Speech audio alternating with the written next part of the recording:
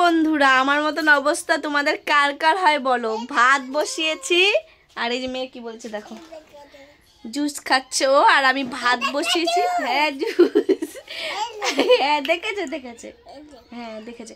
আমি ভাত বসিয়েছি আর গ্যাস শেষ। এরকম অবস্থা কার কার হয় বলো।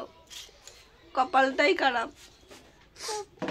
যেদিন ভাত না বসাই সেদিন কিচ্ছু হয় না, আর আজ ভাত বসিয়ে দিয়েছি তো এই যে দেখো, ভাত ডাল সিদ্ধ বসিয়ে দিয়েছি। এই যে ফুল, এই যে সবজি কেটে নিয়েছি রান্না করবো বলে, কড়াইও রেডি করেছি। এখন গ্যাস শেষ, কি আর করব, কপালে না থাকলে ঘি ঠকঠকায় হবে কি।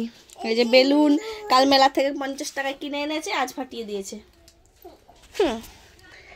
তো এখন কি আর করব, চলো আমাদের উপায় একটাই, এই যে আখা আছে, আখাটাতে অনেক দিন ধরে রান্না হয় না। এই প্লাস্টিক জমিয়ে রেখেছি, যে জানি গ্যাস শেষ হলে আমার কাজে লাগবে আগুন ধরানোর জন্য। তুমি ধরতে হবে না, নোংরা আছে। তো এবার এটাতেই রান্না বসাই, কি আর করা যাবে বলো। হট করে তো আর গ্যাস পাওয়া যাবে না, আমার ডাবল সিলিন্ডার নেই, একটাই সিলিন্ডার। কষ্ট করেই যেতে হবে, সুখ একদিন হবে, আশা থাকতে হবে, তাই না? কিন্তু আমার গাছগুলো ক্ষতি হয়ে যাবে। কত সুন্দর সুন্দর গাছ হয়েছে দেখো, লঙ্কা ফুল, সিম গাছ, গাছগুলোই ক্ষতি হবে আগুনের পাশে তো। ওই যে আসো ব্লগ করবে, মহারানী আমার ব্লগ করবে, দেখাতে যাচ্ছে দেখো।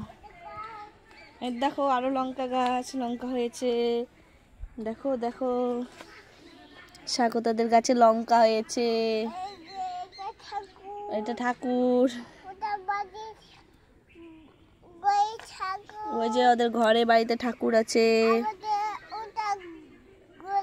ওইটা ঘরে। দেখো এটা কি,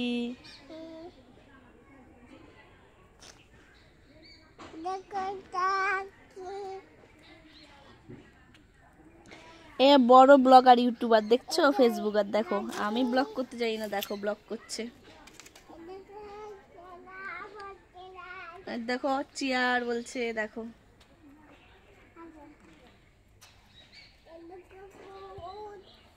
দেখো কুলে যে নোংরা খাচ্ছি, কুল দেখাচ্ছে। তো চলো তোমাদের সঙ্গে, এই দেখো মাটি, কিছু আর বাদ রাখছে না। দেখো আমাকে আর ব্লগ করতে হবে না। দেখো আরচুলা, যা ইচ্ছা তো সেটাই দেখাচ্ছে। দেখো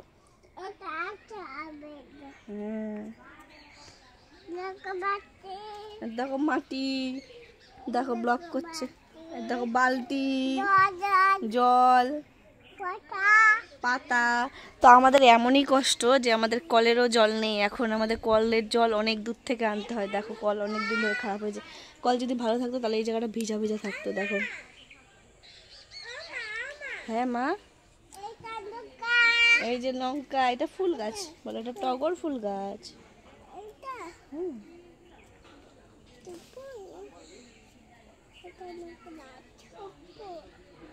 তো আর কি করা যাবে, চলো তোমাদের সঙ্গে আবার পরে আসবো। আমার ভাতটা নষ্ট হয়ে যাবে, ভাতটা আগে বসাই।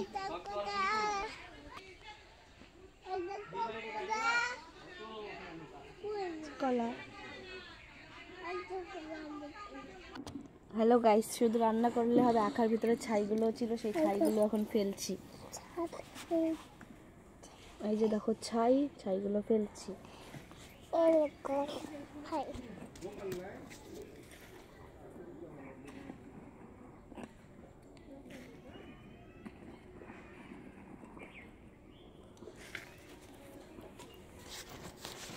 ফাইনালি সব ছাই বের করে নিলাম আখার ভিতর থেকে, আর ছাইগুলো সব গাছে ছিটিয়ে দিলাম। দেখো, আর আমার হাতটা দেখো কি ধুলা অবস্থা। তো চলো তোমাদের সঙ্গে পরে আসি। কালি করছিস কেন হাতে? হ্যাঁ, তো দেখো মা, আমি তো এখন লক্ষ্মী কুড়াতে লেগে গেছি।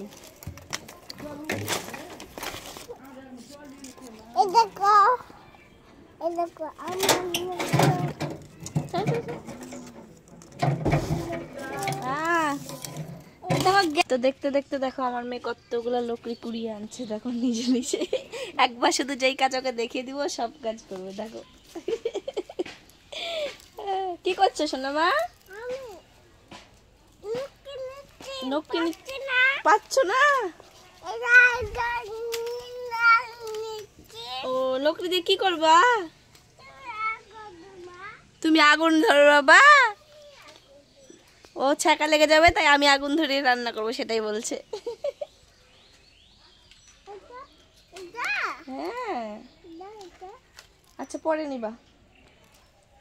তো মেয়ে ঘর থেকে গ্যাস লাইটও খুঁজে নিয়ে গেল। এই দেখো লকড়ি, এই দেখো গ্যাস লাইট। এবার আমরা আগুন ধরাবো রান্নার জন্য। দেখো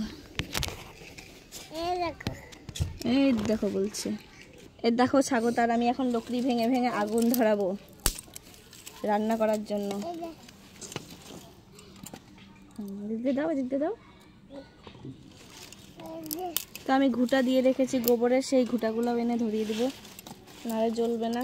অনেকদিন আগে দিয়েছিলাম, সেগুলো আমার এখন কাজে লেগে যাবে। গোবর কুড়িয়ে কুড়িয়ে সব সময় তো সমান থাকে না, তাই না? সব সময়ের সঙ্গে সব কিছু মানিয়ে নিতে হয়, কখনো গ্যাস কখনো আঁকা।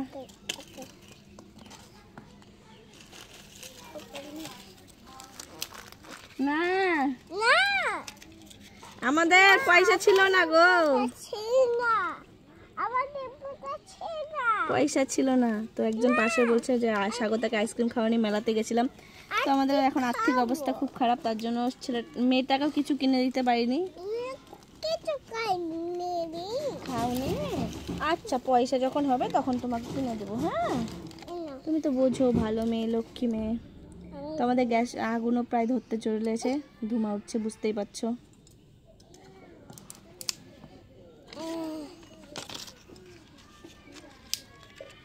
দেখো মেয়েটা আমার হাতে হাতে কত কাজ করে, কত লক্ষ্মী আমার মেয়েটা।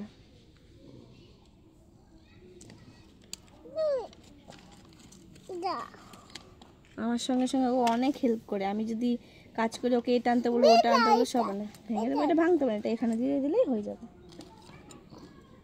বুঝেছো মা?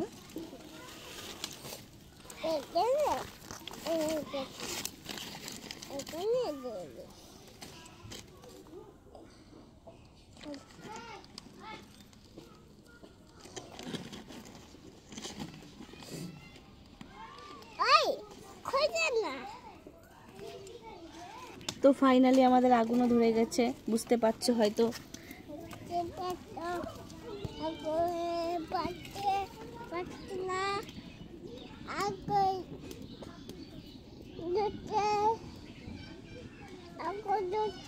তো এই যে হাঁড়িটাও নিয়ে আসলাম, আর হাঁড়িটার কালি দেবো না, কারণ ভাত অর্ধেক হয়ে গেছে অলরেডি, সেটা বসিয়ে দিলাম। এবার ভাতটা হতে থাক আমাদের। এবার আমরা জাল দিব আর ভাত হবে আমাদের, না স্বাগতা?